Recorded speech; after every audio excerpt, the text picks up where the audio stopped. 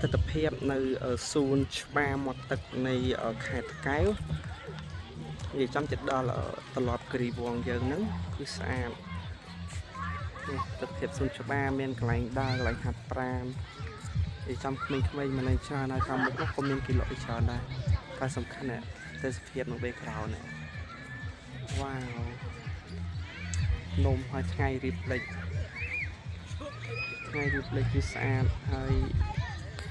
និយាយចំគឺទេសភាពខៀវរត់តែម្ដងទេសភាពខៀវពីក្រោយដើមឈើច្រើនកន្លែងគួយគន់គឺថ្ងៃរៀបលេច sunset គួយមើល sunset យើងចេះយើងទៅច្រាស់ថ្ងៃរៀបលេចគួយមើល sunset នេះអូឃើញណាក្រាបយូស្អាតហើយមានភ្នំមានអីយ៉ាងទៀតណាមានភ្នំមានទឹកអូយជាសាច់ហ្មងមានភ្នំមានទឹក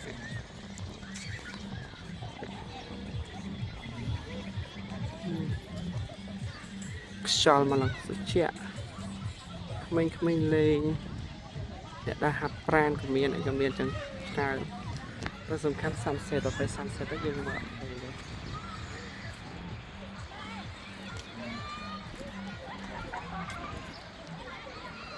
ពីខោនេះមានកន្លែងអង្គុយលេងខ្យល់បក់មកឡើងត្រជាក់ល្បីតែម្ដងពីក្រោយគឺស្អាតចឹងណា quality មកគឺអែមមកមើល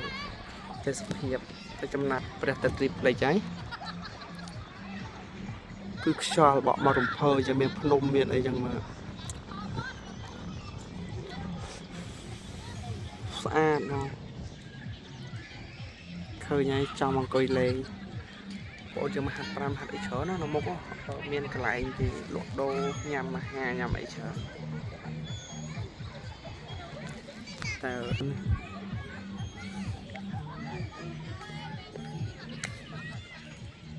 sunset មានថ្នាក់ឡើងអង្គុយលេងដែរស្អាតដើមឈើដើមថ្មីមានគ្រប់ដើមរាជដើមរៀងអីច្រើន